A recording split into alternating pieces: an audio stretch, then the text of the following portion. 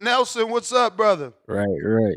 What's up, bro? What's going on? Can you hear me good? I hear you perfect, man. I hear you perfect. Thank you for giving us the time, man. I've been wanting to talk to you. I see you're doing some great things. Obviously, first you won the purse bid for Alicia Baumgardner.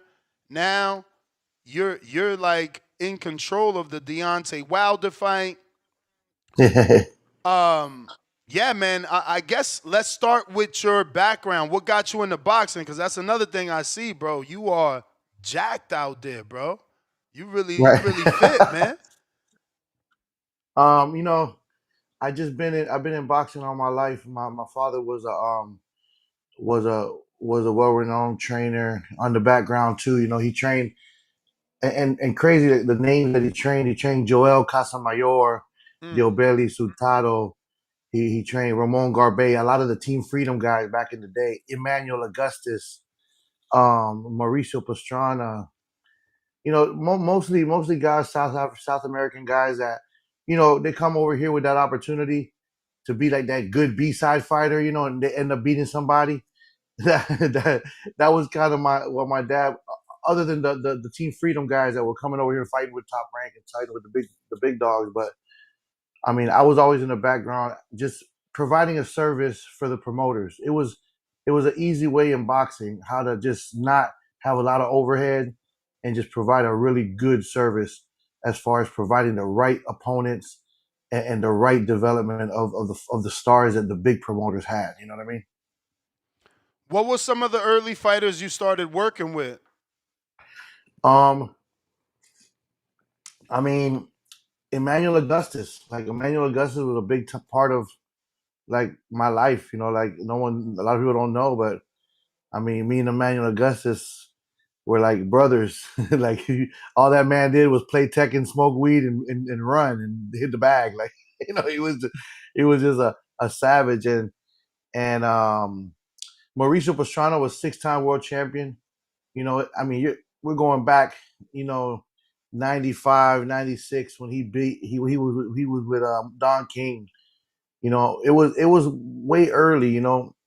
Um, Guys like Stevie Forbes would come by. I had a gym. I have a gym. I still have the gym in a small town called Pahokee. Pahokee, Florida is where a lot of football players come from. Anquan Bolden, San Antonio Holmes, McPhee. Big football names. And that gym is about an hour and a half from Miami, an hour and a half from Orlando, an hour from West Palm Beach, an hour from Fort Myers. So it was like that perfect getaway camp. You know what I mean? Like for guys to be serious for about 6 days, go home, see the family, and get back in camp. It was a perfect camp. And that's actually what I'm in the middle of developing again, because that camp is what made me a lot of money in boxing, man. Like I said, providing that service, that those opponents for the top rank, the Golden Boys. Al Heyman was where I did the most because Al, and the team, they trusted me to like, Nelson, here's the I mean big cards, man. Like here's Manny Pacquiao. I had Luis Neary. I worked with Juan Carlos Payano. Mm. I brought Luis Ortiz to the scene. I mean, so many In what names. I way? mean, I In can go what down that way? whole PBC list. In what way did you bring In Lewis every to the way. scene? Luis came with a group of 7 Cubans. And I can name them all. The only other one that actually like came up a little bit was a kid named Yasmani Consuegra, and then he's fighting for TCL. He had a really good fight with Pascal. And so I brought a lot. Luis Ortiz was from the beginning, like from his beginning of his career. I was in the middle of like in the music industry, and I grabbed him. I brought him to a promoter, brought him to Golden Boy, got him out of Golden Boy, brought him to Al Heyman. I was just involved in the background of just moving them. Um, Other guys like David Benavidez. Then Benavidez was a kid that I was helped build in Mexico. If you see his fights from 1 to 10, they were in Arizona and in Mexico. His 11th fight, I did a show in Aguas Prieta, Mexico, to continue to keep him busy. and I actually fought on that 11th fight. There was a heavyweight that fell out, and I said, you know what, I'll get in there, but if I lose, I don't want it on BoxRec. And What? so I got me a little W real quick in Mexico. Now I was like, I just turned 40 that day or something like that, and I was like, let's get in Damn. there, let's see it. Bucket list. Um, I just helped so much with just building with like Robert Eastern, Caleb Plant, the Charlos. I got so many videos of like Errol Spence doing their debut, helping them, Rashid Warren doing debut. Man, I mean, I've been in the background for so long. I was comfortable. I wasn't. This is something that was inevitable to happen because I just learned so much of the business that I was like, man, I can do this, and I have a lot of people that support me, and I got a crazy team and a crazy support system that was like, man, you really can do this. You got a lot of pull, you got a lot of connections I don't really realize that I have. Like Mm-hmm. Nonito Donaire, Manny Pacquiao, the Jake Paul. I mean, it's just in the mix. I'm in the mix of that, and I just put it all to use. I put it all to work. That's all, really, man. I mean, years and years of just being comfortable in the space and every aspect of the business. From I learned every trait and every way of making a dollar in the boxing world. I'm talking about from the ring to selling distribution worldwide. I really did focus on how to make money in boxing because it's very hard. It's very hard business. Would you? What's your job title? Would you say you're a manager or a promoter? And I know I, you wear many hats, but you what? know, I think I went through all the stages, right? My dream was to be heavyweight champion. My idol was David Tua. My idol was Mike Tyson, James Toney, Chris Bird, Joe Frazier. I was that little heavyweight, and I wanted to be that. Um, I had some crazy. There was an era. Boxing is a dangerous sport, and there was a time where a couple of things happened where I kind of stepped back. My parents and be like, listen, you're gonna have to do something else. I went to medical school. I left, and then I came back to boxing. I learned how to train. I learned how to do. My biggest niche was doing visas. When I learned how to do a visa, and I found a guy in Colombia that was 15-0, and I found a guy in Mexico that was 20-0, and I found a guy in Peru that was 28-0, and I went to Bob Arum or Al and said, Al, I got a kid here. It looks like the perfect opponent for Caleb Plant. He's ranked, and I can do the visa. That was a big play. That was something that Who people was couldn't that do. kid? I mean, like let's say like the new Louis Neary's of the world, like the Juan Carlos Payano of the world, the Claudio Moreros of the world, those kind of guys, guys, the Porky Medinas, you just name them, like then you build that relationship with the Austin Trouts of the world, and Alicia. When I worked with Alicia, I was so excited because I said, man, here you have this network of Al Heyman, this network, that they were pushing the African American fighter, right? And I was like, and I got this one girl that's from Ohio. She fit all the description. She's from Ohio. She was working with E Bunny. She was working with Twin. She was working with Montana Love. She was in the gym, and I was like, man, when I bring this to Al, he's gonna blow her up. It's the only female he has. And you know what?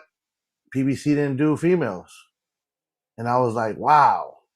Imagine then if they would have latched on then, like she'll be triple, quadruple the star she is now, right? Mm-hmm. Because all I really could do then was utilize all my connections from the back end and say, hey, Tom Brown, I'm gonna throw her on the undercard. I matched the whole card. I'm gonna throw her on the undercard, get her a win. I'm gonna throw her on the card, get her a fight. And that's how I built her. So I you built were her her like that. advisor? Would you say you were her advisor?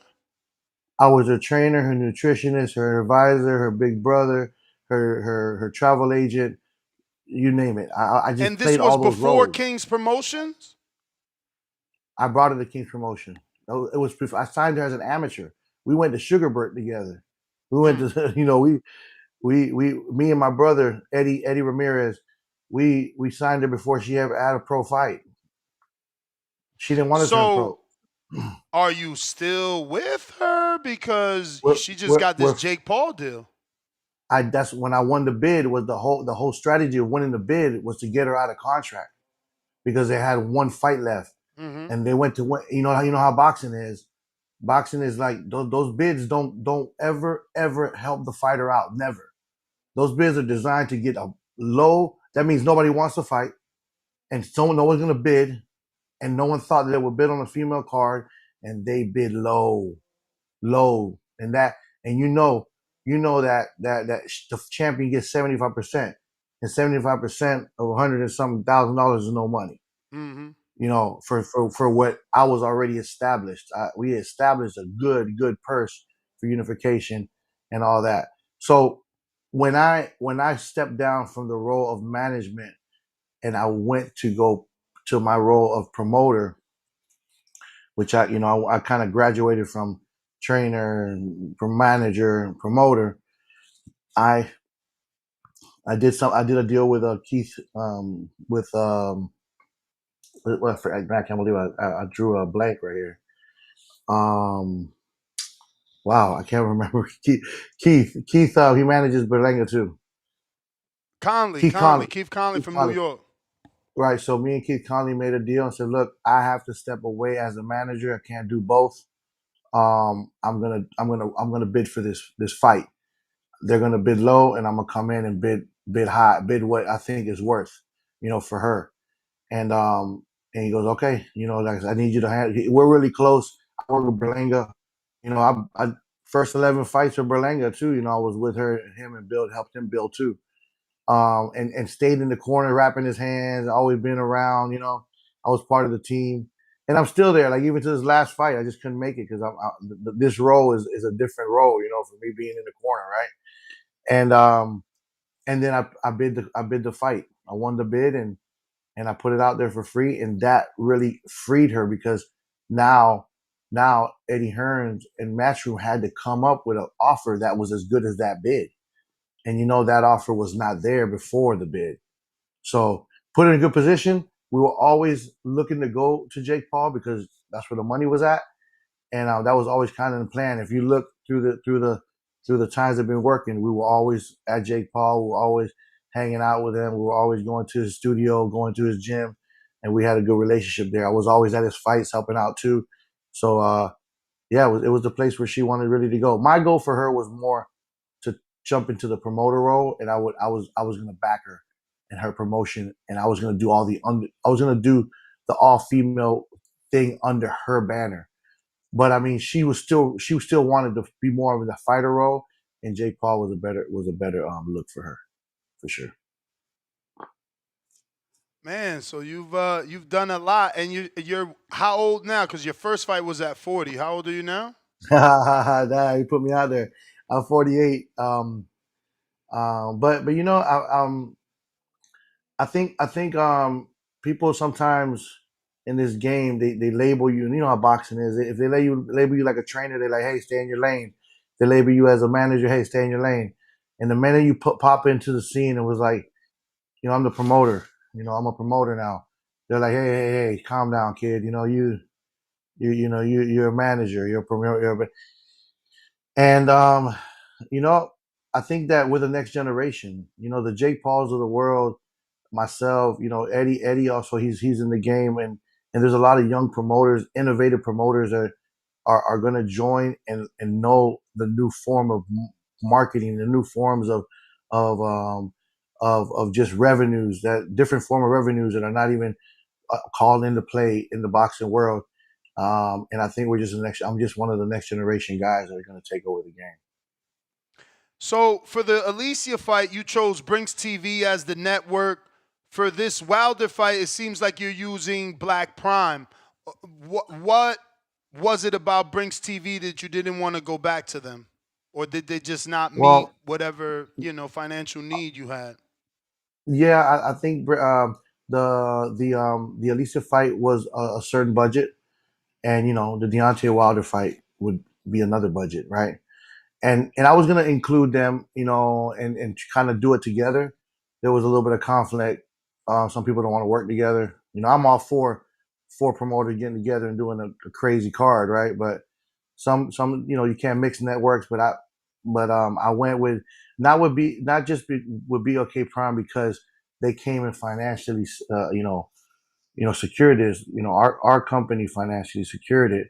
They came in just as a distribution and as production and just build a relationship, something that they put a lot of money out there to try to do something. Maybe they spent a little bit, maybe they overspent a little bit. Maybe you could have got a lot more money for a lot more bang for your buck if you had a little bit more experience in the game. But I was there kind of like, hey, let me help you a little bit. Let's join a little bit. I can show you this. I can show you how you can get more for your money. And brought them on to kind of to do the production and see how we can work together. Now, how did you land a Deontay Wilder fight? Is this kind of like what you already told us, that you just been working with so many people in the back end for so long? You got the blessing from a Al and Louis DeCubas, or are they no longer working with Al? Yeah, Is like what's going on? um, that's the first thing I said when I got the phone call. And I'm telling you, man, what it is that I get the phone call of first phone call I get is, do you have an opponent? That's the first phone call. Then the second phone call you get, or in the same sentence, they say, hey, do you have a promoter's license in Florida? Do you have a promoter's license in this state? And they say, do you know where there's a good venue? Do you have a production company? Do you have distribution? Do you know any sponsors? Do you got any money to do this fight? Like it's like, guys, I can provide you with about 90% of that, and the other 10%, I have partners. I like to do the fight, and they're like, hey, can you put this in escrow? And I said, I have partners, and we can put it in escrow. And once you put it in escrow, then the game's on. All the doubts out the window, right? Just like when you win the bid, when you put the money there, all the doubts out the window. At first, everyone's like, "Oh, yeah, right, you're right, you're right. We're gonna watch them fail. We're gonna watch them fail." And here we are. We're doing the Deontay Wilder fight, just based off the fact that an accommodator or a facilitator, and now I end up and we're a promoter, and I have good partners, man. My partner Josh Chassis. He also had that relationship with Brinks, had a relationship with BLK Prime, and we have a big network behind us that I haven't put out there yet. We have a big investors behind us because they see what I'm trying to do and how I'm picking what has meaning and purpose in boxing. We did the first all women's card, and that meant something. I did it for free. I didn't put a paywall. Brinks, John Brinkus, rest in peace, bro. He was suffering over depression, and he passed away a few days ago. So that's something that I gotta kind of figure out now with his company. But we have really really good partners and really good support. So I think that we're gonna go a long way, and I got a lot of plans in the pipeline. You hear this phrase in life like, oh, when you start a business, you're supposed to lose, or sometimes you lose now to win later. You keep Yeah, saying that you put out the Alicia Baumgardner fight for free and you yeah, overpaid. Was that one of yeah. those Black Prime moments where they paid the 10 million to make that splash? Like, look, we arrived. Did Nelson overpay for Alicia to arrive, and that's how you got the Wilder fight? And I'm just saying because, again, you're saying that you bid so much, and you're also saying that you put it out for free. We also know there weren't any tickets, so how'd you make your money back? That's the thing, is all those mistakes and all the people that I helped along the way. I already seen all the mistakes. I wasn't gonna do anything unless I already made money before I opened the door and put it out there.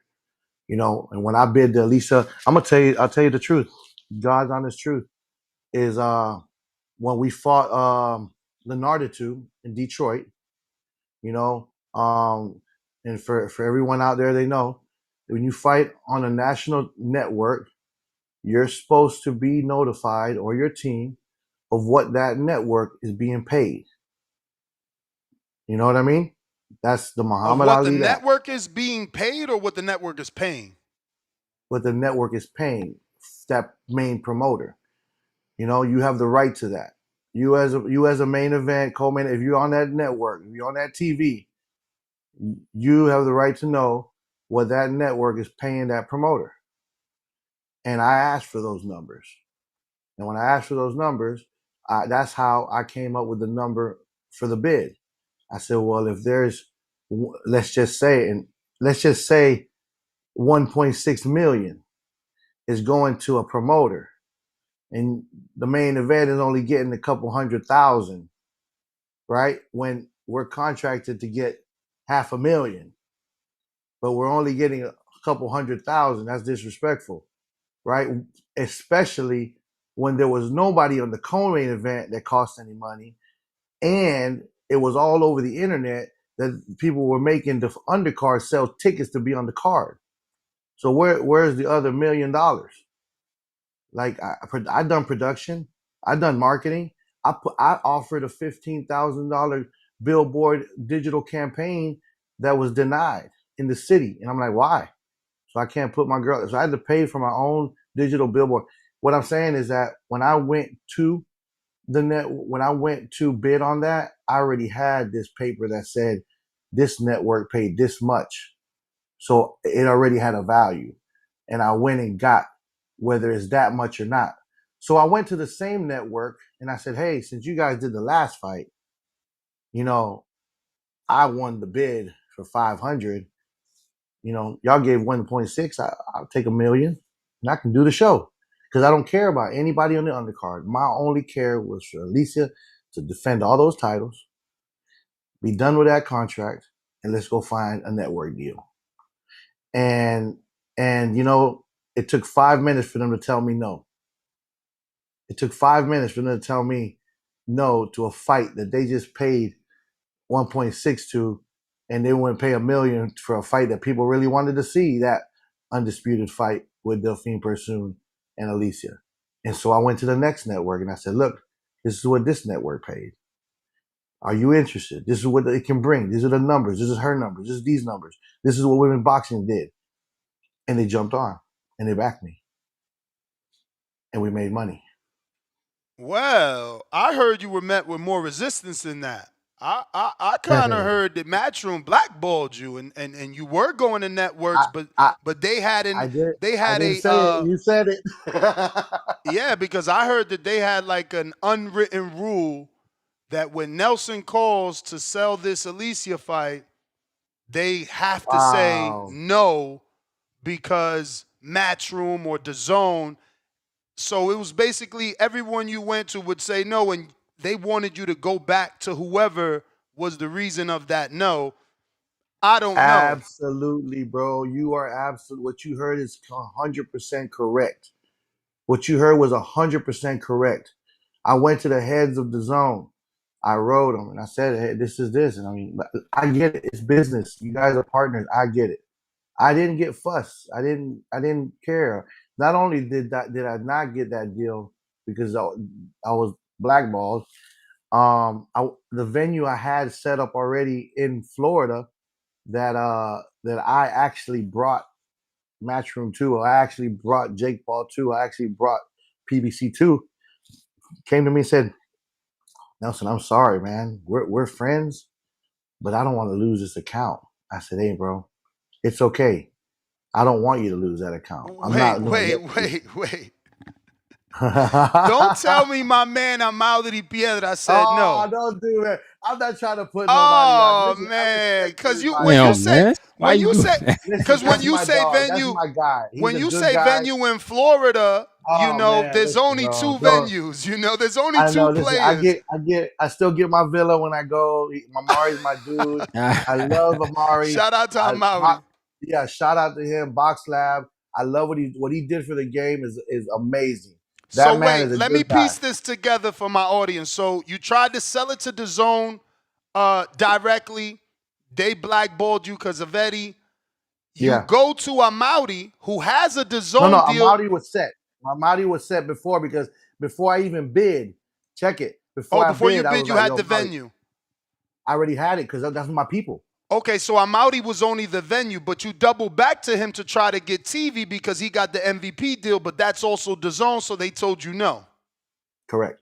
Damn. Okay. So Last so yeah. question on that though. Okay, go ahead. Go ahead. Why not Pro Box? I Yeah, hear I was Pro thinking Box that was too. I'm gonna interested. tell you something about Pro Box. All I right. heard they were Then interested. I'm gonna tell you about Pro Box, and I can show you. I was the owner of Pro Box. I brought the people from China that did all the streaming for Pro Box. That gym where they do all the Pro Box, I built it with Mark Ferre. With Mark Ferre, that's Edgar Berlanga's coach Yeah, and yeah, kind we of know like Mark. father figure. Hmm. Ask Mark. I sat there day and night for a year during COVID, and we built that bad boy out. The ring, the weights, that setup, the bleachers, everything from scratch. And I was on name promoter of Pro Box. I used to own Pro Box with Gary Jonas, and there was an issue. There was an issue because I'm not. Sometimes I sit back and let things happen because I respect the elders. I respect people that got the money. I respect, but I have a little bit of knowledge, you know, and I put a lot of things together. And sometimes in this business, we don't get enough credit, or we don't want to be. People don't want to pay for what people know. I simply just said, look, that's not how it's going to work. It's okay. It's okay, Mr. Jonas.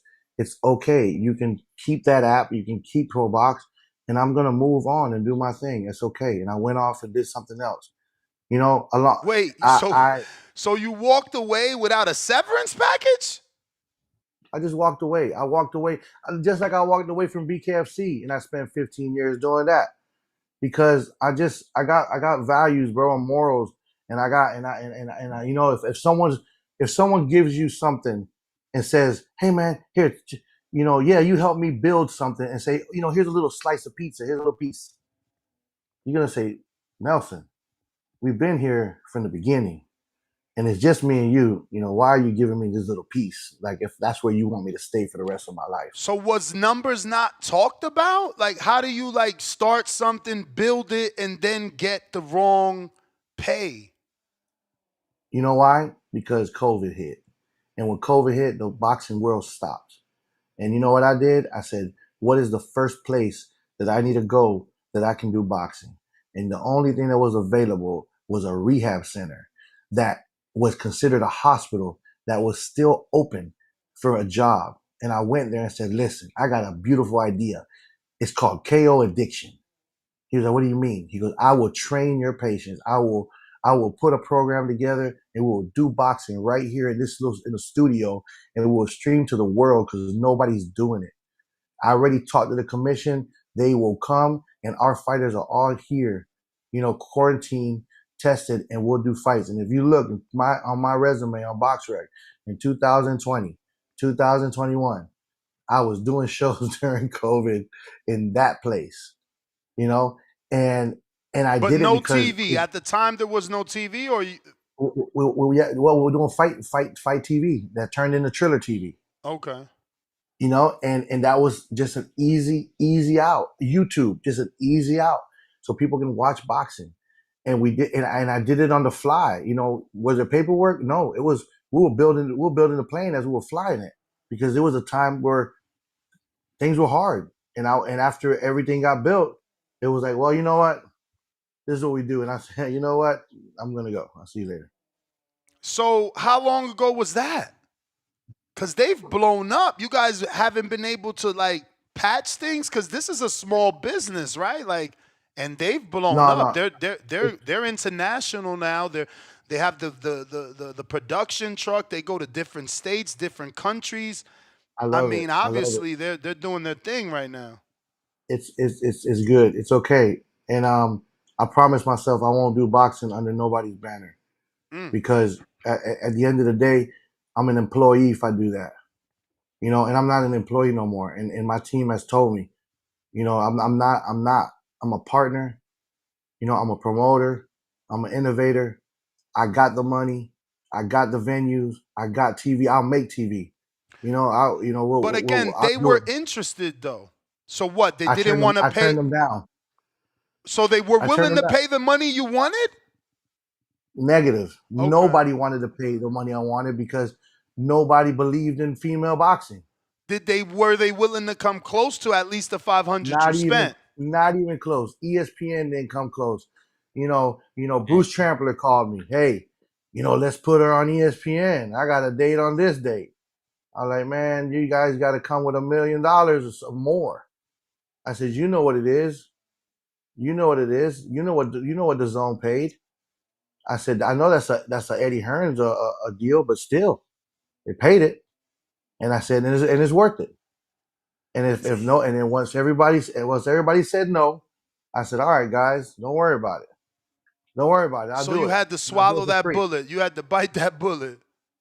Yeah. It's fine. Fuck. I'm okay with it. I like it. I like it. It definitely, I'm sure, made you hustle more, but damn, that's some money right there, bro. No. They ain't got no money. No, I'm None of saying them that's got some no, money that you kind of fucking lost. the money was made already before anything. The money was already made. I just needed those no's so I can go back to where I needed to go and say, look, you see, these guys ain't playing ball with us. They're not for us. They're not with us. They got another agenda. That we are not on the plan. And I went on and did my own thing. So, what was it that made you go promoter?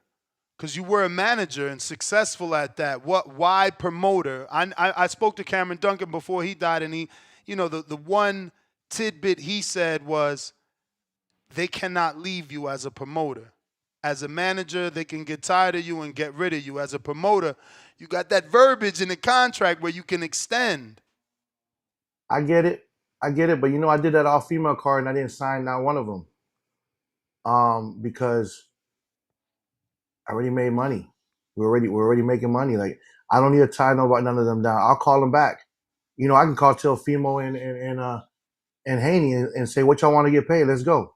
I can when any of these purse bids go these belts go to purse bid. When Bivol and Benavidez went to purse bid, I called Benavidez. I said, what y'all want to do? People want to see that fight. That's a good fight. Let's talk. Like, But wait, Nelson, you do know that Benavidez offered Bivol $8 million, and that's why Mauricio stripped him because he's like, you made 2.6, they're offering you 8. That's a significant increase. You don't want to fight David, so they took his belt. And I'm just saying that because that means you still got to pay David. yeah. Well, I mean, listen, if the numbers add up and if it costs 100, if it's gonna make 200, make 150. If it add up, and maybe that fight ain't that big, and that price range might not be perfect. But I'm just saying, as an example, there's fights out there that I could save and put on a good show because the politics of boxing only hurts the boxer. The politics of boxing only hurt the boxer. The purse bids only hurt the boxer. What You is know, the? I'm sorry. Go ahead. no, and the reason for being a promoter is I don't have to sit back and wait. Like I understand that. Yes, I worked for a promoter so long. I did make I did make good money. Facilitating promoters, but at what point the money comes from the network, the money comes from the sponsors, the money comes from the international distribution and sales, the pay-per-view, and sometimes if you are not the mayor of the city, you don't know the money that comes in and where it gets distributed. But if I can see where the money come in, and that what really blew my mind is like there's this much coming in and there was only this much spent. Like it can be a better show if I just paid a little bit more and spent a little bit more, and there's still enough left over to make a little money. There's big money out there. There's money out there, but it's not going to where it needs to go. I know your answer is probably going to say no, but are you feeling the pressure? Obviously, the last one, while you were successful in winning the purse bid, it was at Yeah. first invite only. Then, kind of last minute, open to some public. This, I want to say, is, the one where you show the world you can actually do it. Right. And then you have a big name fighter. So, yeah. What's your thoughts? You mean as far as the Alicia fight when I opened it to the public? Well, I mean, as far as this Wilder fight, like, do you Oh feel yeah. that this one is kind of your demo tape? Like, yeah, you got in the promoter game with Alicia, but things didn't go right. You figured out some things. Okay, these people like me, these don't. Yeah. Yeah. Now I could do this show with Wilder. Do you feel like this one will be a success? Are you feeling the pressure of potentially failing again? I've already won. The failing has been canceled out. The only way it fails if something, God forbid, something happens to Wilder or Herndon. You know what I mean? And even then, the show goes on, and I'll do the card for the locals. I'll put the Nico Hernandez's and all the. I got some great little young stars that are fighting on that card. Marcos Romero, George Carlos, Eric Valencia, nice little undefeated, like bad little fighters. But the only pressure, I'm not really feeling any pressure, honestly, man. I'm just these fights are just part of my reel, part of my scissor reel, part of my production slate, my EPK, my call it what you want it. But I've established good fights, two good fights that go in my resume to start off as a promoter. My books, my books are on point, showing profitability. Um, I put an exclamation point on the all women's thing. Didn't have all the money to do the impact that Jake Paul's doing. Obviously, his numbers are amazing. What he's doing is amazing. But those were things that Nakisa and I spoke of. He was going to come to the show, and I did this all women's card. I put an exclamation on that, and now I come and try to reload the legacy of the last heavyweight American champion with Deontay Wilder, and I think they're both already very successful events that are going to go on my resume that I'm very proud of, and I have no pressure. I'm very excited, and I'm very happy, man. I'm actually feel like I'm falling into my skin, and I'm ready to take the world on. So, do you believe in Wilder's comeback, or do you believe in Wilder's economic draw? Bro, honestly, I believe in everybody's comeback. That's my problem. Is I believe in everybody got. I think being on that B side and just listening to the stories and knowing the come up and knowing what people got to do, and this boxing business is hard, bro. This is a hard business. Like I always say, look, I seen an interview the other day. Danny Garcia, 22-0. Man, I was 22-0. I was gonna quit. I was making $4,000 a fight before I found Al Heyman. Like it's hard. And you think Wilder is just in there trying to find that paycheck? I can't do it. I can't. My brother, I used to manage artists, and I had family members that I just told them, I can't manage you. Why, man? You're plugged with Fat Joe and Akon. You're on tour. You're doing this. I go, yeah, but I just don't believe in your in your music. I'm sorry. You know, I'm not. I didn't do Alicia because I thought I was gonna be rich. I just said I'm not gonna lose, and I'm gonna make a statement. And maybe it was a big statement. Maybe it was a little statement. Who cares? But I did it. And the Deontay Wilder thing is the same thing. I really believe that Deontay Wilder is going to put on this fight, the next fight, and he's going to give the fan. I want to see if I can deliver the fans what everybody wants. And I'm not overlooking anybody, but everybody wants to see AJ and Wilder. Why did you choose Wichita, Kansas, when Ah. Wilder should have been going to Atlanta, even Tuscaloosa or Alabama? He's never gotten that with Al Heyman. Never got an Atlanta fight, which is what he I was going to deserved. go there. I was going to go to Tuscaloosa. I was. And I'm going to tell you, kind of like a little bit of a scout that I am in the boxing world. if you pay attention to Kansas, man, I'm telling you, I'm saying it right here on the show. There are some killers in Kansas. There are some kids that are selling tickets. They're young. They look good. They can fight. And there's nothing going on. And it was almost there's no boxing going on. I didn't want to step on no toes. I could go to Miami. I have a contract with the Hard Rock. I can do that. I could have went to Tuscaloosa. I didn't know the market. I wasn't, it's close. It was this, but it would be more of a Deontay Wilder. I wanted to go to a neutral ground and give the opportunity to the other young fighters that were in Wichita, that were in Kansas, that when I set foot there, they were very, very thankful to have brought that. The city, the mayor texted me, man, you're bringing this to Wichita. This is amazing. The university is amazing. Charles Koch and son is doing a big festival there. I mean, the support that I've gotten there to bring it there. Um, I wanted to pick something neutral, something easy, something where the commission was simple, wasn't expensive, a great venue for less money, and real boxing fans for the undercard.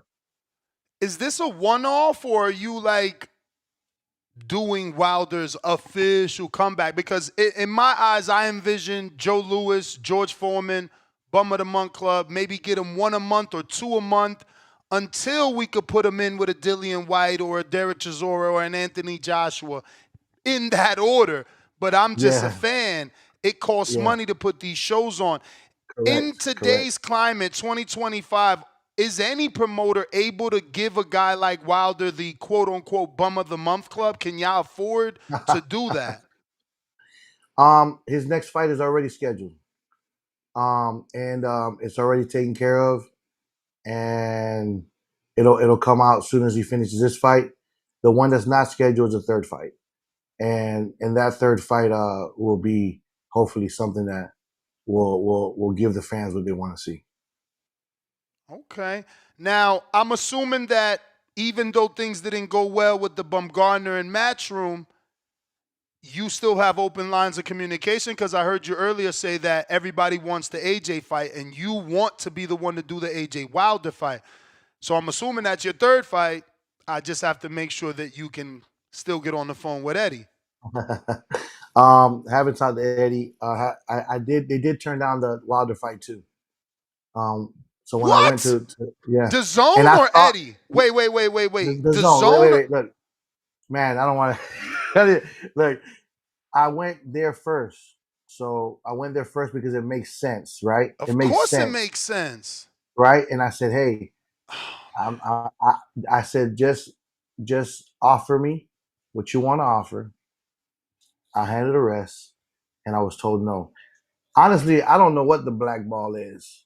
I don't know what damn. I've done to the boxing world, and I don't know what I've done to anybody other than want to be my own self, or wanted to be a promoter myself, or wanted to do what they can do, or feel like I can do it too, or maybe even better. I don't know what I've done, and that's the problem in the politics of the boxing world. But it's okay. I know where I stand. I know who's with me, who's not with me. I'm cool. I like it. I like it because I know exactly how to move. They don't. Mm.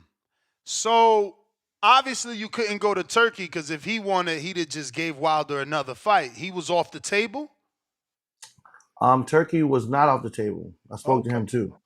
Um, it's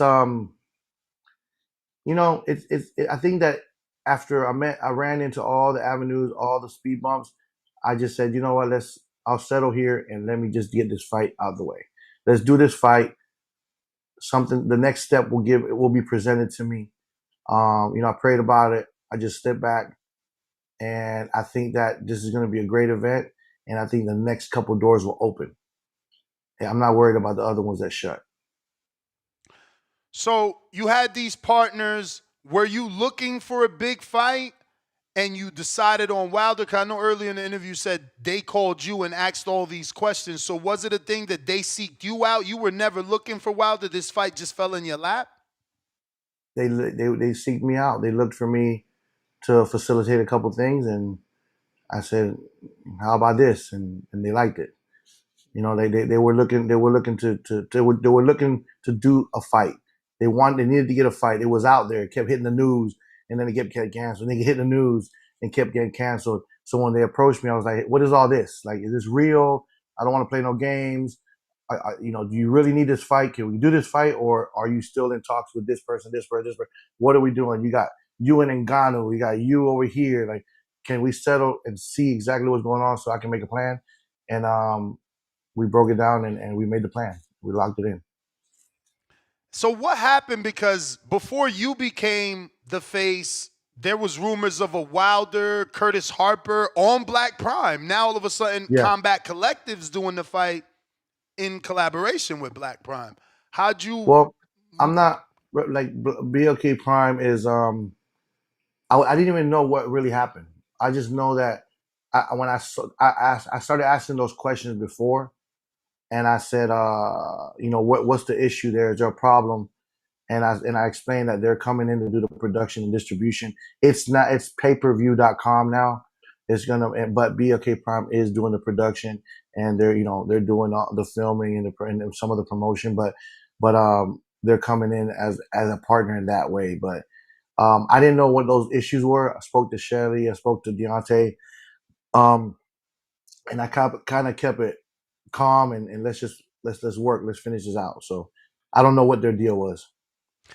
Obviously, Wilder's power is legendary, but he's coming off of two tough losses. Like, what was it that you and Global Combat Collective seen in him, right? Because isn't it there's still a probability he can lose. Like maybe people think maybe he's done, maybe he's not. Right. Yeah, I mean, listen, in the heavyweight division, the probability of losing is very high. I just when I met with him and spoke with him and the team that I've known for a long time. Remember, he's been with Al all his days. So during that era, I was there too, and there were like injuries that have not been tended to when he was fighting because fights were coming. Can't turn down the money, and then there was mental things in life. Life gets in the way sometimes. And I think that this little layoff allowed him to rest, allowed him to, get back healthy. And, you just can't count. I would hate to count him out, right? Everybody in boxing quickly to count him out because he got lost. He lost twice. And I believe believe in him as a person, as a human being, that passion to want to win and be there again is there. He wants it. You know how he is. He's a passionate guy. He's it's like laser focus. So I feel like he feels like he can do it, and I'm backing it. And I believe it. I believe that he's still okay to that rest is everything. A lot of people also said that when Manny Pacquiao got laid out. Like, man, that's it. He's done. And here we are 10 years later, the man's still fighting. Like, bro, and people are picking him to beat Barrios. I mean, damn, Barrios got to feel disrespected. Are you picking Manny to do it? I love Barrios. I love his father, bro, his sister. They're such good people. It's such a great opportunity. Um, Anybody can win. Like, no one picked Ugas to win. Ugas is a great boxer. And Barrios is skill level wise, and it's probably the perfect match for Manny. It's something where you haven't seen Barrios hit someone and just annihilate them. It was a comedy. He's a big guy. He looks the part. It looks good. It's great for promotion. Mexico versus Philippines. That promotional slate that they can use. Fighters get old from one day to another. I saw him fight in Japan too at the Rise. Didn't look that great on that fight. Maybe because he was fighting an awkward fighter. Ampo's a big dude though. That dude Ampo, he was big, Yes, and who knows what that big. testing looked like? Because my man was in. Like, there was no testing, bro. Exactly. There was no that was an testing, exhibition, and that dude looked at fucking And he was bro. angry. He was fighting angry, like he had some He roid was rage. I fighting. don't put He it wanted past to him. hurt him Yep. for Yep. sure. It's gonna be interesting. You know, um, I just I wish I don't know why I don't know why these fighters just keep fighting, man. You know, but I guess they just can't say no to that check, and I know Manny also is you know he's an ambassador to the Philippines, and he puts so much money out there, and so much of his time and effort to his community.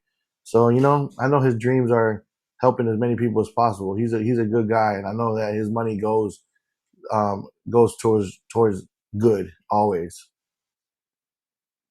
I talked about the Bum of the Month Club, but just listening to the interview back in my head, you kind of have a 3-fight deal. Do you think that's all Wilder needs to beat an AJ? You don't think he needs more than 2 tune-ups? I mean, the beautiful thing about boxing is it's not like an NBA. It's not like an NBA schedule, right? Like you got to play this guy. You know, you got to play this team. We can make adjustments as we go. You know, let's analyze this one, and then let's go to the next one. Let's analyze that. And I think that you know, Shelly and Jay and all the guys on the Wilder team. I think that they'll see the adjustments if they need to be done, and or they'll see, hey, it's time to go full fledged. Let's go. AJ, let's go. let's make it happen. But there are two opponents, two fighters in front, you know, that need to be taken care of first, and anything can happen along that way, and that's what makes boxing interesting. That's what makes it, you know, makes you want to watch. Um, Obviously, your critics, your haters, they're calling this Yeah. more of a career extension versus a career comeback. They're saying Wichita isn't the place for a guy with a name as big as Wilder. How do you respond to the shade? Get their money up. You go sign Wilder for 3 fights and do the show yourself. But I'm on the interview, not them. So stay right there making little notes. All right. Word. All right. And that's a good response, too, man. If they think they could do it better, you do it. Get your money up, man. Do what you got to do. You know, I'm just doing me. I don't care about what nobody got to say. I ain't never been in the scene anyway. I was behind the scenes working, and I'm working now. They forcing me to come out here and talk. I'll talk. You know, I'm a little country boy from a little town called Pahokee, Florida, Muck City, where all these football players come from. You know, and I still live here in the hood, and I'm still in this gym, and I got my money up, and I'm building my school, and I'm building my church, and I'm building my family compound, and I'm doing what I love. I'm living my dream, and it's through boxing. Thank God. Thank God I got an education. I went to dental school, you know, and thank Dental God I can school? do it. Yes, sir. And then I got an Wow. education, and I'm doing what I love.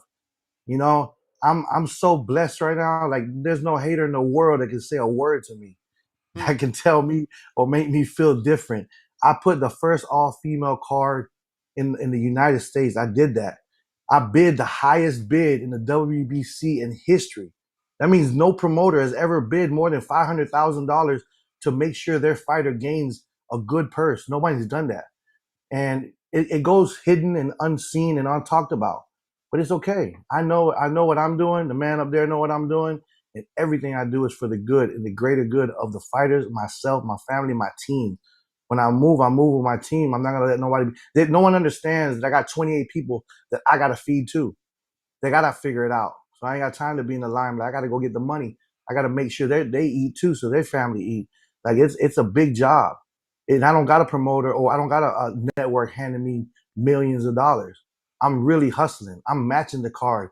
I'm finding the venues. I'm the matchmaker, the promoter, the graphic designer, the digital, all that, the printer, all of it, because that's what I gotta do.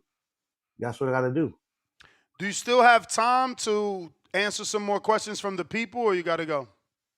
No, man, I'm all you. Let's go. I got Donald in Baton Rouge that says, can you make a movie about your life? Wow, you ever thought of that? Donald, I wonder if Donald knows me. I'm actually in the middle of doing a documentary, and Okay. I was sitting down the other day, man, writing down some of the things I've done. It's so crazy. I just don't I don't realize everything I've done or what I've done. I don't see it as big as people see it. I just so focused on the final thing that I want to do, and it's kind of outside of boxing. You know, boxing is like boxing is a stepping stone, like for fighters. You know, or wrestling. Some people wrestle, but then they go into movies, like The Rock. You know, people box and then you go into a beautiful gym situation, or you go brand a product. But a Mm-hmm. lot of boxers don't stay in boxing and become as wealthy as they were doing boxing, or they grab a gig being a commentator, like like Andre Ward, or Timothy Bradley. But everyone is not as fortunate to get those deals, Yep. you know. And I'm using boxing as my passion, my love, um, to feed my family, to feed my team, to build something. But I have a lot of big plans outside of that in my little town, in my little city, that nobody's looking at. So as I'm over here in the hood planning to rejuvenate this little town where I live at, that's my main goal. And I would In love. what I'm on the way? In middle. what way? What are you trying to do specifically in that town? It's a small agriculture town. My family came over here like immigrants to work in the field. You know, my mother came here to work in the medical field, and I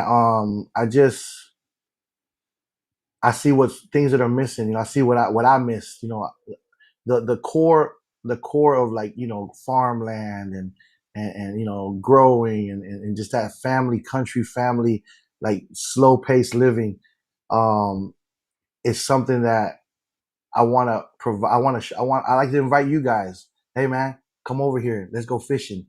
Let's go see that sunset. Let's go play ball, over here, and then let's go get on the boat and go for an airboat ride. Let's, that part of the world that people don't ever get to experience.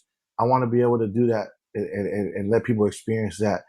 And I want to build that camp over here. I want to redo that. I want to build these condos and these bungalows here, and have these fighters here training and enjoying this. They don't have to live here, but I want them to experience this over here, and build my city. I want to build a venue here so I can build and bring jobs and bring work. Just that's one of those cheesy little dreams that, but I'm gonna do it. I'm gonna do it through boxing, because I know what I can do. I can gather people together. I know I can bring people in. I got the next one is Nelson. Appreciate your time on the show. El Consejero from Washington State. How do you take care of your mental health in this boxing business? Wow, man, listen, I'm gonna tell you this, and mental health is all God. I'm not a preacher, but you have to have a place where you sit back, and you put everything down, and you focus, and you realize this is all coming from this place. This is really where it comes from. This is really why it's happening. This is really why, they say you're chosen. So I think I had an interview yesterday where they were like, man, how do you do so much? It don't feel like so much, because in my mind it's all scheduled, it's all timed out. I know where I stand, and I know what I have to do to get to the next level. So mental health is when you can't control that. It's when you lose and you feel lost, and you feel out of order. But I think my team, my wife, my kids, my church, like wife, kids, and church. That's when you shut down, and you go and you lay down with your kids at 7:30 at night, and make sure you put them to bed, and you just relax, and you focus on, man, look at this. This is what really important. This child right here and this child right here, and I'm listening to Ed Sheeran as they're falling asleep. That's what mental health. That's what generates me. That's the real success that we just hear, and we wake up in the morning, they're right there, and I get up and I'm ready to go.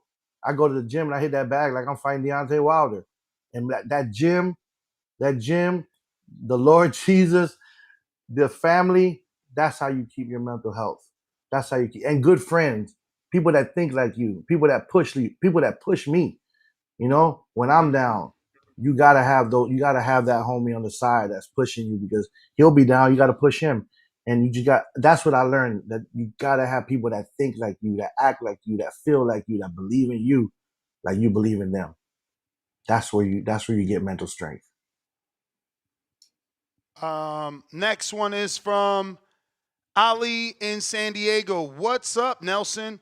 Who are your top three favorite fighters of all time? Oh man, that question is so hard, man, because I love boxing, and I gotta say that, and I gotta say, you know who was a beast? He was just James Toney is a beast.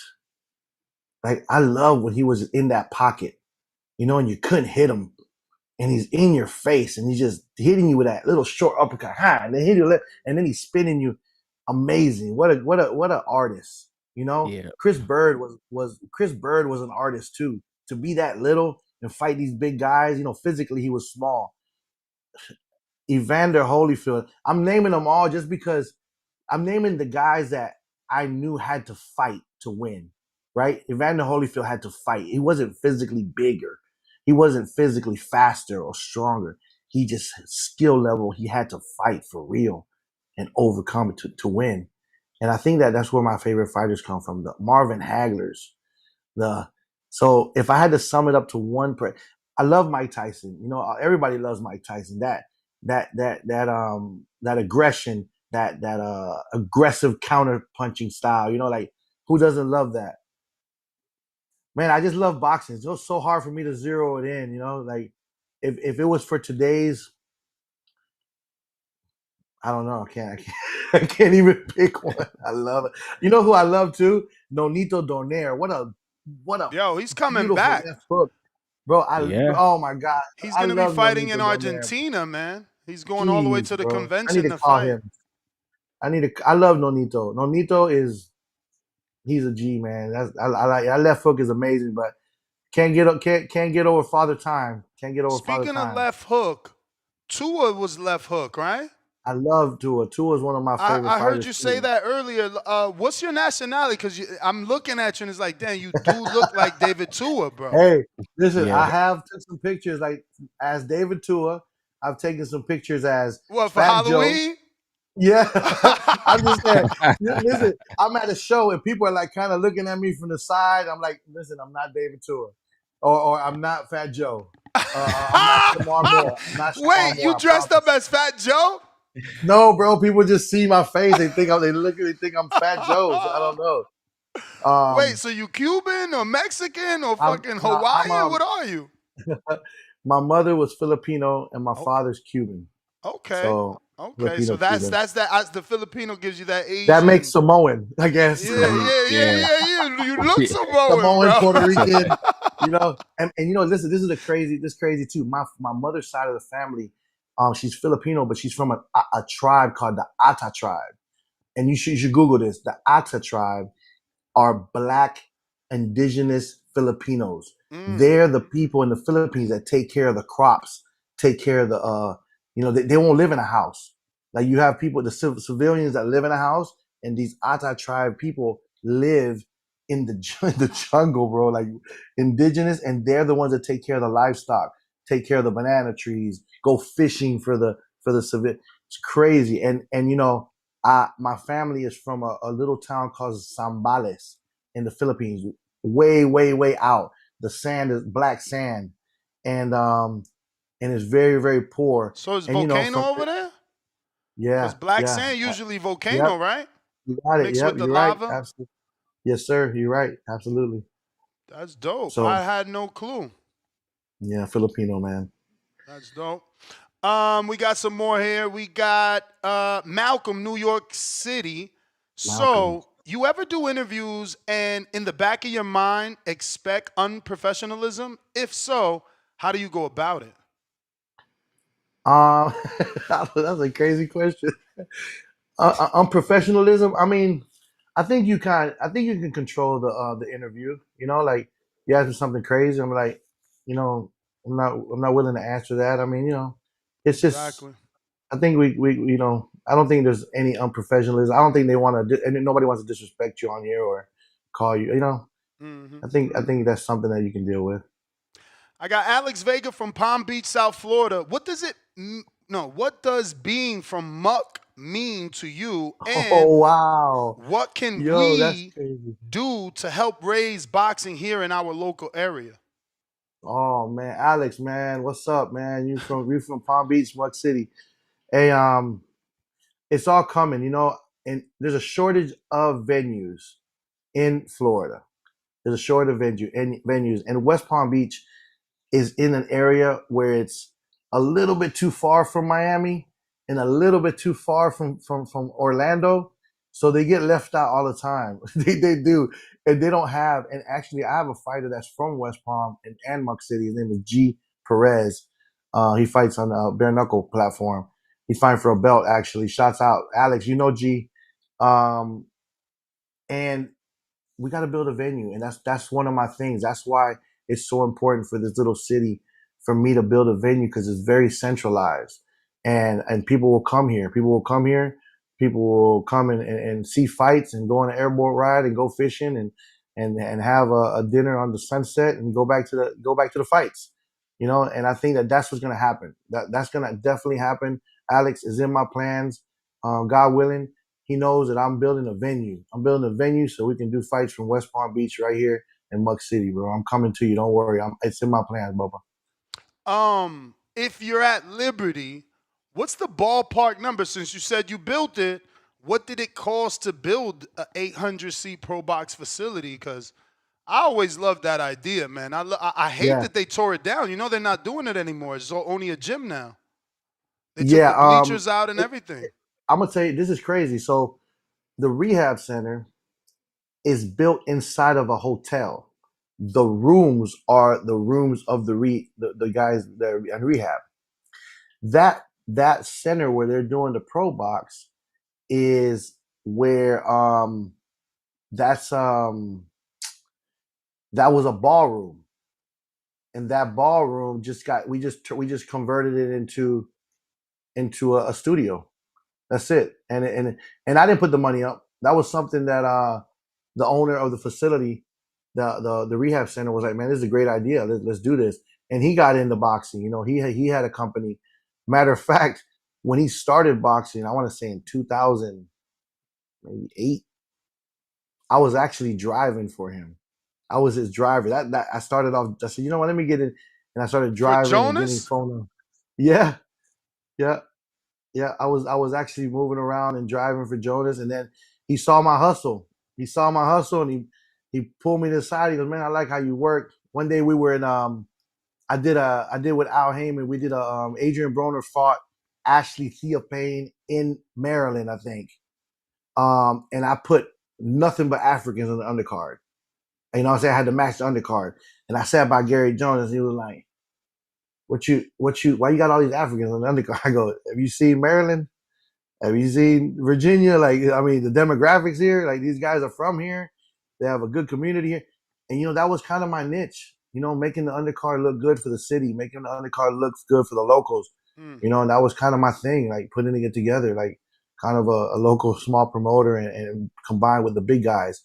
And he always liked my hustle. He appreciated it. But when it came down to being like this, you know, sometimes people rather you stay here, I mean, but you know? Nelson, he.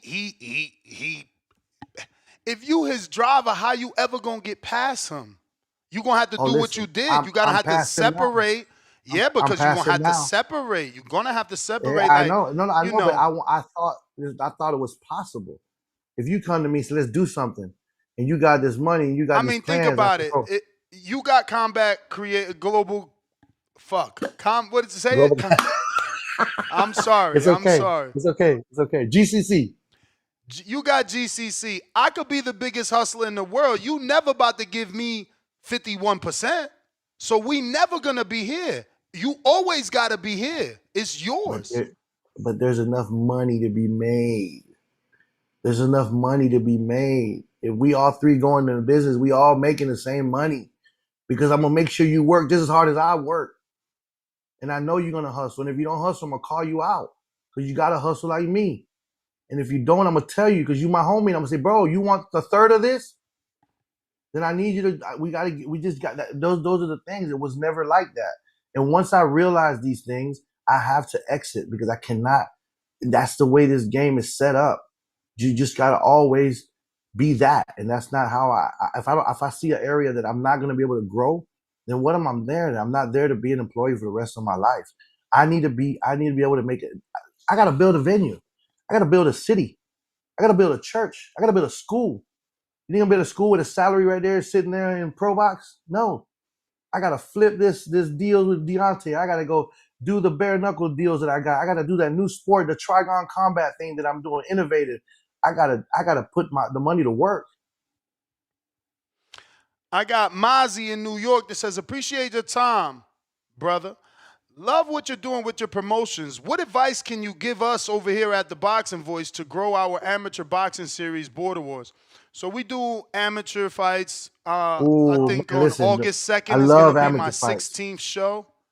Let's August 2nd will go. be my 16th show. We're doing it in Congratulations. thank you. In Milwaukee. But you know, this is a two-parter. You know, what advice can you give for like growing, and also how do we break into Florida, bro? I got a house in Florida. They never give me a date in Florida, bro. It's like you can't I get a date. I went this year. They talking about you got to ask for a date a year in advance. I'm like, what the fuck? You want a date? You want you're here. Look, I'm right here. Here's your date right here. Tell me what day you want. You sure you can get me a date in Florida? Because I know I got Chico 4 days. Rivas and he couldn't get me no I date. love Chico Rivas. Ask Chico Rivas about that left hook when I was a jit. Um, I love Chico Rivas. He's like a mean uncle to me. You know what I mean? Chico Rivas yell at everybody. I love Chico. Yeah, we can get a date. I have a contract with the Hard Rock. So I got dates, and I got other dates. It's all about if it's all about relationships. You know it. Look, the zone told me no. Like, you know what I'm saying? Some people might tell you no. Some people might Yeah. tell me yes. Nah, we got a But lot of no's in Florida, man. We got a lot of yeah, no's. I went to Chico is what, south, then I went all the way up north. Both fucking presidents said there was no dates. I'm like, this is crazy. Now it's now I'm all the way in Wisconsin because of them. come I'm in on, Milwaukee. man. Let's do something. Let's There's a do it. thing Let's called do it. sovereign land. Okay. There's a thing called other sanctioning bodies. Mm, Listen, I know that I'm not knocking USA boxing, and the LBCs that they run. That's props to you. But that monopoly got to stop. that's what it That's is, got to bro. stop. That's That's what got it to is, a stop, fam. monopoly. You They gotta, want to know. you They gotta want to do, know how many tickets you selling. It's like, bro, that's not supposed man. to be That's USA none of your boxing. business. None of your Exactly. business. I did amateur, bro. You know that I legalized amateur bare knuckle fighting with a small glove. I got that legalized. It's an altered MMA fight, an amateur, and I got it put on BoxRec. Look Mm. on BoxRec, bare knuckle amateur. I got it on BoxRec. So if I can do that, and I can do shows here, like people want to tell you can't do something, you can't come to Florida, you don't got dates. I'm gonna tell you that's negative. That's not true. Mm. That's not true. I put my word on that. I got Quest out of Virginia. He says, "What's up, champ? Blind rank these legendary rappers. So it's five What? rappers. Yeah, it's Uh, five rappers. 1 through 5, the position you think they belong, and I can only give you one at a time. First one, 50 listen, Cent. 50 Cent's a beast. He's a businessman before he's a rapper. He rapped just to get where he got to go. Position 1 to 5. Yep. Man, I don't know the next one. So I mean, 50. As far as rapper lyric wise, I'm gonna go 55. Lil Wayne. Oh,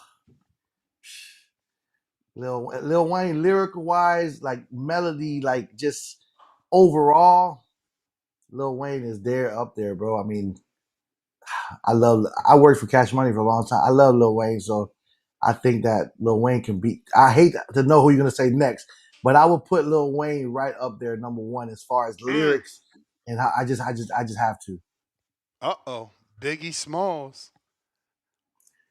Uh, Biggie Smalls, Biggie Smalls is right there at number 2, only because Biggie probably couldn't reach the people that Wayne could reach. Wayne could actually reach that little white girl in Wisconsin. You know what I mean? And Biggie might not have been able to reach that. You know what I'm saying? For Word. sure. Jay-Z. Ah, killing me. Jay-Z. I mean, I put Jay-Z 3. I've got to put Biggie at 3 and Jay-Z at 2. Only because I hate to do that too. It hurts my heart. But only because Jay-Z, not on top of the lyrics and the delivery, and he married, he married the baddest chick in the game, and he's a businessman. I mean, he might be Wayne, Jay-Z, then Biggie. Let me see who number 4 is. You're killing me. Number 4 is Tupac.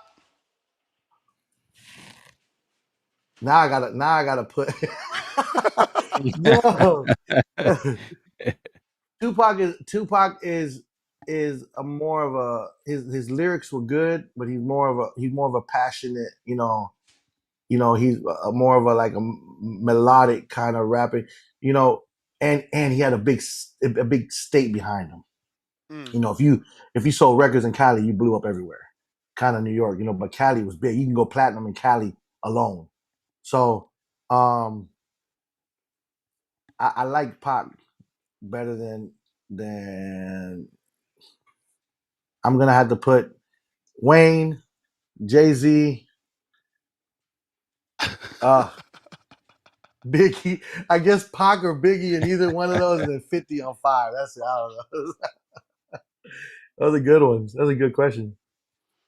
I got Rod in LA. So, are the rumors true then? Matchroom Let's set go. up Alicia Baumgardner with the PD scandal because they wanted her to leave Matchroom? Well, I can't prove that, but what I can prove, and what I can say, is that sample sat in somebody's personal house refrigerator for 8 days. Okay? Number one, Personal house. First of all, how do I even know that? And what was it doing in someone's because fridge? when that bad boy leaves the arena, we have a custody list. And everywhere that place goes, they have to write down so and so has it, just left the arena. It will be delivered to the lab on this day, just got to this address. It was placed in the refrigerator. It was removed from that address to go to the lab for testing 8 days later. Okay? That is null and void the minute you put it in the refrigerator with a Coca-Cola can. The minute you put it in what if it was left in the car in the heat? I don't think that anybody set anybody up. I think there was a mishap with the movement of the sample, and we spent a lot of money. I spent a lot of money to prove that wrong. I know what that girl ate. I'm the one that was giving her supplements. I was in camp. I was cook. We were cooking. We were cleaning. We were cooking and eating clean. We knew exactly what we were taking in, and that girl ain't never ever done that. And she's had those biceps since she was 8 years old. So, what I did was we took a chemist and we had tested everything, and we proved that it was false, because in history, you can look in history, there's very seldom that you find a fighter that's caught or said that they have taken steroids and gotten off suspension, number one, kept the win, number two, kept all the belts, number three, and was fighting again in 8 months. So I did my job. I proved them all wrong, and we kept all the W's. We got cleared, and we're fighting again. So that was just someone's mistake, and unfortunately and fortunately, it benefited us. Alicia called me crying when she got that. I said, "Hey, calm down. God slowed everything down. You know what we're gonna do? What we're gonna do, Nelson? We're gonna go to every HBCU college, and you're going to go to every football game with those belts, and you're going to talk about women empowerment, and I'm going to put a campaign behind your social media." And before that happened to now, we grew her social media triple, because she was in the news. I took that negative news, and I put eyeballs on her, and I made her the spokeswoman for women empowerment. I made her a sports person in the football games.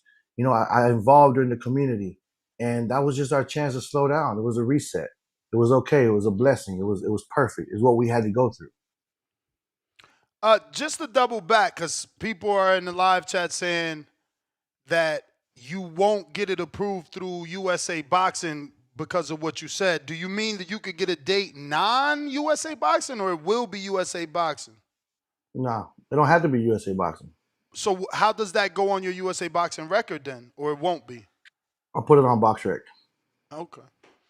We got Tip Bellis that says, would you be willing to work with Anthony Sims Jr.? He's been I sidelined like for Anthony 2 Sims Jr., years bro. and needs a fight. Anthony Sims Jr. He's actually excellent boxer. Great jab, great footwork. He remind me of an old school fighter, right? Um, Yeah, he got that Muhammad Ali flow. yeah, he got a little flow. I like that. You know, I don't. Sometimes with a fighter, I would love to work with him, but sometimes with a fighter, you don't know the relationships that have been damaged along the way. You know what I mean? And remember, we're in a world where there's only four major places we can go: Mm-hmm. Matchroom, Top Rank, Golden Boy, um, PBC. Maybe go to the UK, Boxer or something like that. So if you burn the bridge in those five avenues, it might be tough, you know. Um, and sometimes Anthony Sims Jr. doesn't. You need that spend, and I have to do a legacy reloaded for him. But that's something that if the boxing gods will let you in on the money, like it's not attracted to Turkey because he's out of the loop. But it would take a little bit of money to get him back in the loop, but that's still not guaranteed, and that goes back again to I don't want to sit here wait on a promoter. If I can do the show, I'm doing the show, and I'm building what I think I can build. But he definitely has potential. He should consider going into the league, that TKO Dana White Turkey Al Ashish league. Mm-hmm. I've got about 20 guys signed to that league already. So were those rumored pays real? It was all over boxing scene what these fighters were supposed to get. Is that real? It's real. I have a contract. I have 20 contracts But out. isn't that That low? Don't you think it's low?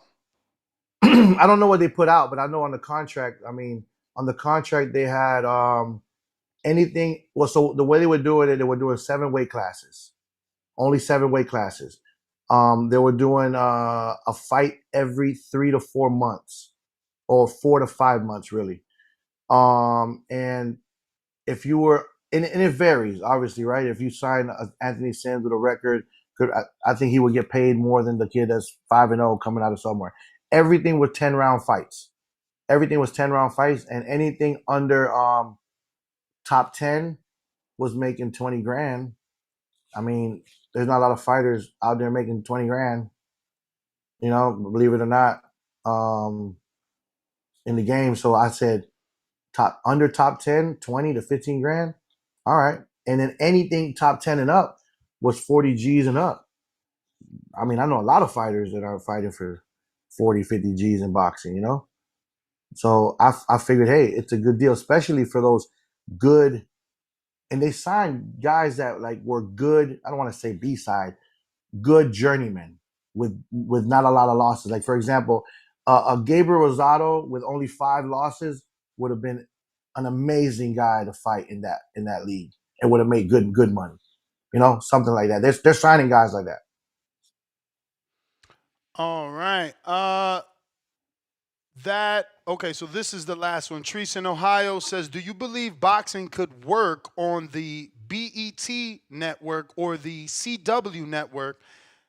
And do you believe you could make Wilder and Ngannou happen in Africa? Africa got a lot of money, man. I got a bunch of friends over there. Actually, one of my first world champion was from Kenya. Her name was Zarika Fatuma. She was a WBC super bantamweight. She beat a girl named Ashley. I can't remember her name, but there's a lot of money there in Africa. I mean, that's a long stretch to go there and do that. Like it's got to be really good money to go there. I would rather do everything at home, honestly. Uh, um, and if the Ngannou fight is something that will come about, we'll definitely do it here. We'll do it here. So obviously somebody knows you in Florida. They're like, yo, ask him about his quote unquote sparring event. He was able to sell tickets. Um, in a sparring event in Miami.